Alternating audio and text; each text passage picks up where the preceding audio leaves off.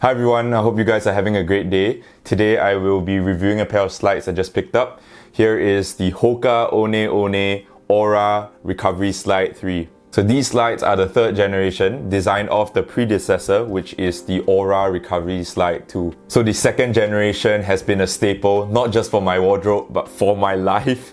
I wear these way too much. The bottoms are slowly starting to fade. It is a really good all-rounder slide and essential for me. It is lightweight, has good cushioning, support, ventilation, a nice chunky silhouette, good height boost for my short kings, and the best part, it is waterproof. Like many nicer sandals and slides, they lack the waterproof aspect. For these pair of slides, you can do everything in them, wear them to the beach, water activities. Honestly, I even took them hiking before, no issues. And my whole close group of friends, we all have a pair of these Hoka slides. The whole squad pulling up in the Hoka slides changed my life. So now Hoka released the third generation of the Ora Recovery Slide with performance as well as design updates. You guys already know, no brainer, I had to pick it up. And this model also comes in 16 different colors, which is something very exciting to look forward to. So as usual, I'm hoping to show you close-up shots to the slide to help you out with the sizing and show you how I would style them. Starting off, here is the packaging that came with the slide.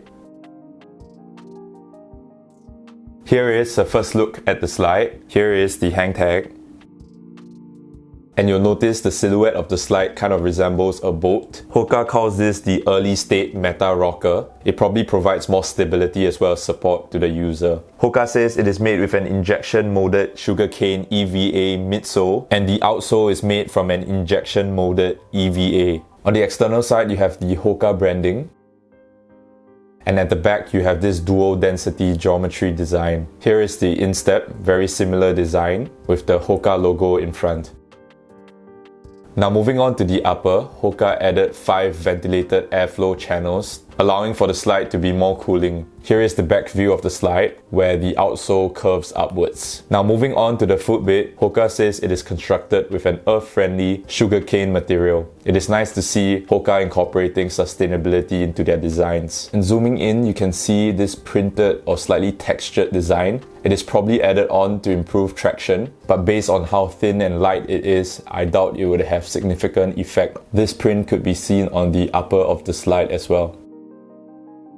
At the back of the footbed, it is slightly elevated, forming this rim here which properly secures your foot in place. At the front of the slide, there is this portion here that is slightly elevated for more toe grip. And lastly, the outsole. You have the Hoka branding in the middle. And it is worth noting that the sizing as well as country of manufacturing is located at the bottom of the outsole instead of the interior of the slide. Now I would like to do a quick side-by-side comparison between the old as well as the new gen. So for the old gen, the ventilations are located on the side. It looks like the ventilations are in the middle as well, but it is actually sealed up and not exposed. So the new gen would definitely promote a lot more airflow. And the cushioning overall on the third gen feels a lot softer than the second gen. On the second gen, there are indentations or grooves on the footbed, which gives a lot more traction compared to the newer model. There is slight durability improvements made on the outsole of the new gen.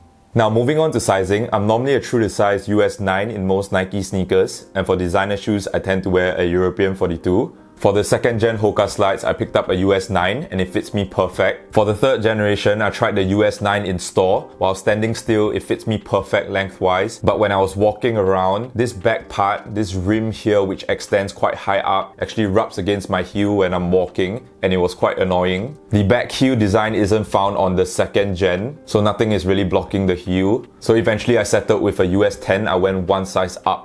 Honestly, the US 10 fits a bit roomy for me lengthwise, but the back part stops hitting my heel. It is a shame that they don't do half sizes. If not, the US 9.5 would be perfect for me. I have a friend that went with his true size and it fits perfect for him. Overall, for my recommendations, if you have a store nearby you which carries the Hoka slide, I strongly recommend you to try it in store to get the sizing right. If you do not have a store near you, here's what I would recommend. If you are between sizes, round up and take the bigger size.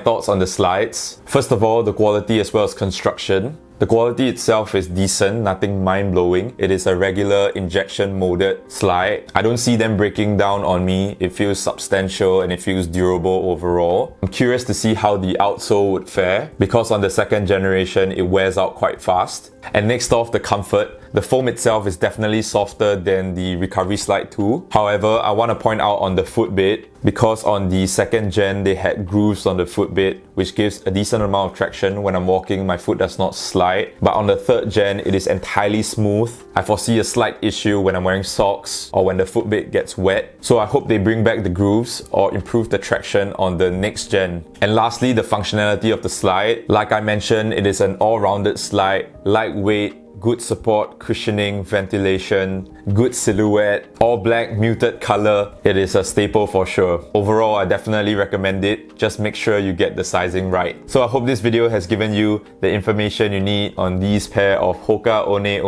Ora Recovery Slide 3. Thank you so much for watching. Have a nice day. Call you on the road. There's somewhere